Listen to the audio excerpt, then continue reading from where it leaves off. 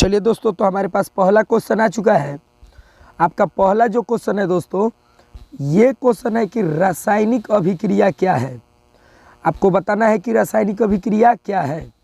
तो आप जानते होंगे दोस्तों कि जब दो कोई नया पदार्थ आपस में मिलके, जैसे मान लीजिए H2 + O2 मिलके एक नया पदार्थ के निर्माण करेगा।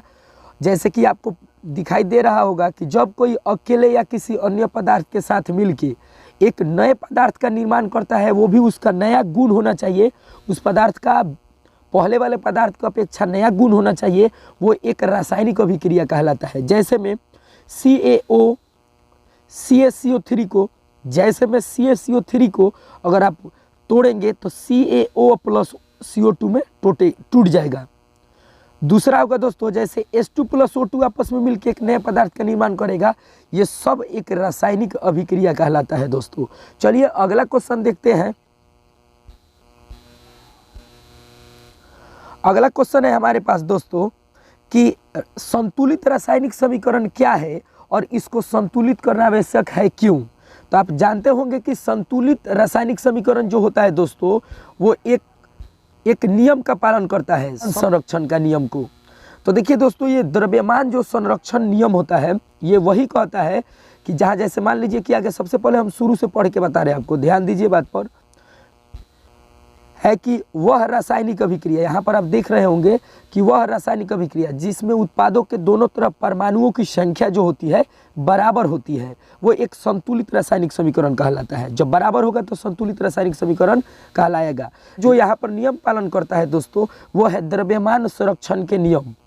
तो ये पालन करने के कारण ही इसको संतुलित करना आवश्यक होता है, क्योंकि इस सिद्धांत के अनुसार अभिक्रिया के बाद द्रव्यमान ना को निर्माण किया जाता है ना उसको विनाश किया जाता है। यानी हम बोल सकते हैं कि संतुलित रासायनिक समीकरण में जो द्रव्यमान संरक्षण का सिद्धांत होता है, उसी के अनुसार इसको संतुलित करना आवश्यक होता है। चलिए दोस्तों, तो अगला क्वेश्चन देखते हैं। देखिए, ये जितना आप देख रहे हैं दोस्तों, ये रासायनिक अभिक्रिया है। अगर आप इतना पढ़ लेते हैं तो एक भी रासायनिक अभिक्रिया आपसे नहीं छूटेगा, 100% एक भी क्वेश्चन नहीं छूटेगा।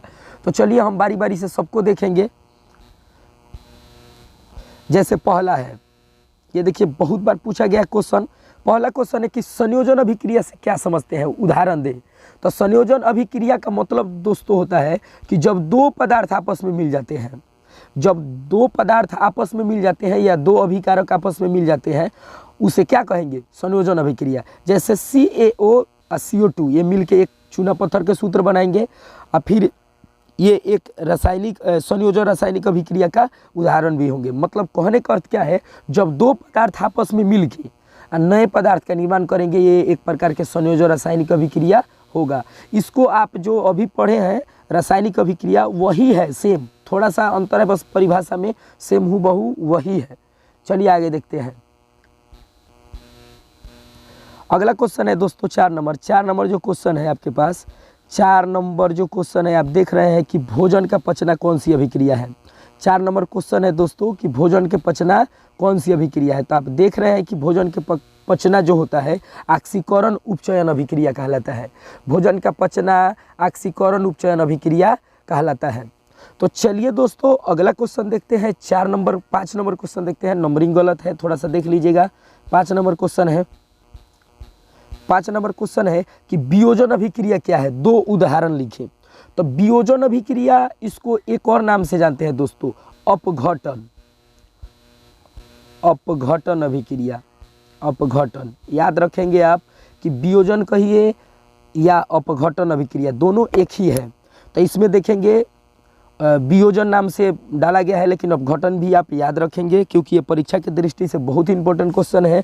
जैसे क्वेश्चन है कि जब एक पदार्थ टूटकर, कोई भी एक पदार्थ होगा वो टूटकर, यहाँ पर देख लीजिए, जब एक पदार्थ टूटकर अन्य पदार्थ का निर्माण कर देते हैं, जैसे एक रहेगा पदार्थ, टूट के अलग अलग पदार्थ का निर्माण करेंगे, उसे क्या कहेंगे, वियोजन अपघटन अभिक्रिया कहेंगे। जैसे में आप देख रहे हैं, जैसे ये चूना पत्थर का सूत्र है संगमरमर, इसको तोड़े हैं तो ये शुष्क बर्फ और कार्बन डाइऑक्साइड में टूट गया है।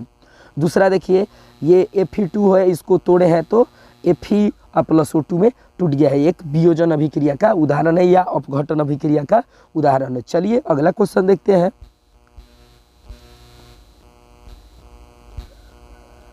चलिए दोस्तों, तो हमारे पास क्वेश्चन आ चुका है। हमारे पास क्वेश्चन जो है, अगला क्वेश्चन कि विस्थापन अभिक्रिया क्या है, इसका अर्थ बताना है आपको। विस्थापन अभिक्रिया क्या है, इसका अर्थ बताना है। तो चलिए दोस्तों, इसको बारीकी से देखते हैं। इसका आंसर हो जाएगा दोस्तों, ध्यान दीजिए बात पर, कि जब कोई तत्व, यहाँ पर देखिए, जब कोई तत्व दूसरे तत्व के यौगिक को विलयन से विस्थापित करके अपना स्थान स्वयं ले लेता है, उसे विस्थापन अभिक्रिया कहते हैं। आप एक बार सही से क्वेश्चन को सुन लें। जब कोई तत्व दूसरे तत्व के यौगिक के विलयन को विस्थापित करके अपना स्थान खुद ले लेता है, उसे विस्थापन अभिक्रिया कहते हैं, जिसका उदाहरण आपके सामने है। चलिए दोस्तों, उदाहरण एक बार सही से देख ले। चलिए अगला क्वेश्चन देखते हैं। अगला क्वेश्चन है कि विस्थापन व उभय विस्थापन अभिक्रिया क्या है।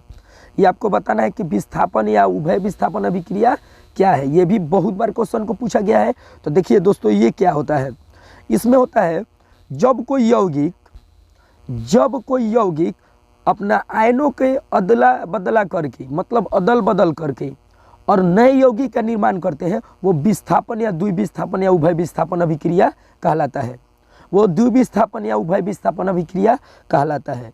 तो ये आप उसका उदाहरण देख रहे हैं। ये स्थान ग्रहण करके अपना नया पदार्थ का निर्माण किया है, जैसे देख सकते हैं आप।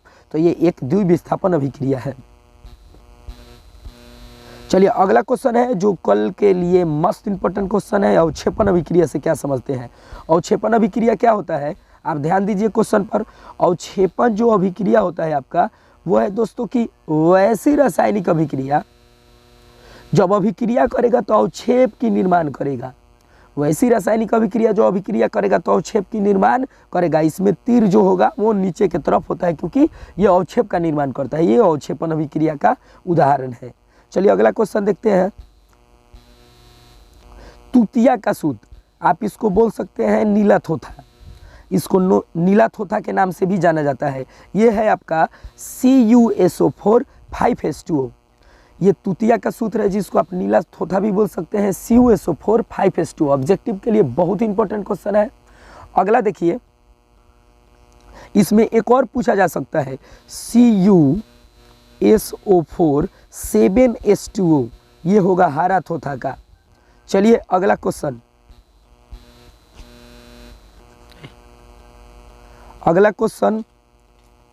चलिए हमारे पास अगला क्वेश्चन है।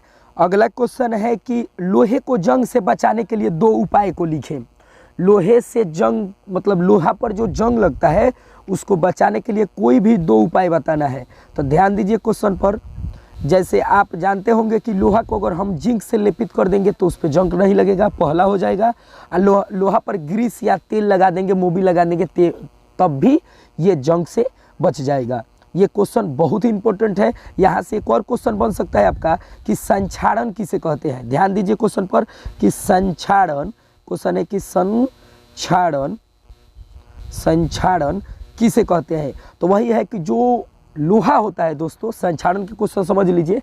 जो लोहा होता है उस पर जंग लग जाता है, वह प्रक्रिया एक संक्षारण कहलाती है। बस चलिए अगला क्वेश्चन, तनुकरण किसे कहते हैं। बहुत ही बढ़िया क्वेश्चन है। तनुकरण किसे कहते हैं। तो जब जल में अम्ल या क्षारक को मिलाने से आयन सांद्रण के प्रति इकाई, जब जल में अम्ल या क्षार को मिलाते हैं, ध्यान दीजिए बात पर, जब जल में अम्ल या क्षार को मिलाते हैं तो उसके आयतन सांद्रता के प्रति इकाई आयतन में कमी होने लगती है, वो प्रक्रिया तनुकरण कहलाता है। तनुकरण बहुत ही बढ़िया क्वेश्चन है। अगला क्वेश्चन, चलिए अगला क्वेश्चन है कि तांबा या पीतल के बर्तन में दही जैसे खट्टे पदार्थ को नहीं रखना चाहिए, क्यों। आपको बताना है कि तांबा के या पीतल के जो बर्तन होता है उसमें खट्टे पदार्थ या दही या इमली को क्यों नहीं रखा जाता है। तो आप जानते होंगे कि जो खट्टा पदार्थ होता है उसमें हाइड्रोजन गैस और लवण गैस का निर्माण होने लगता है, लवण और हाइड्रोजन का निर्माण होने लगता है। आप जानते हैं दोस्तों, जो खट्टा पदार्थ होगा वो बर्तन में रखने पर हाइड्रोजन और लवण का निर्माण करने लगता है, और जो कि विषैला होता है और वो बर्तन को खराब करने लगता है। इसलिए इस बर्तन में खट्टा पदार्थ को नहीं रखा जाता है, क्योंकि वो कलर को भी खराब कर देता है। तो चलिए दोस्तों, इसी के साथ वीडियो को समाप्त करते हैं। वीडियो अच्छा लगे तो चैनल को सब्सक्राइब, लाइक, शेयर जरूर करें और अगले वीडियो के लिए इंतजार करें।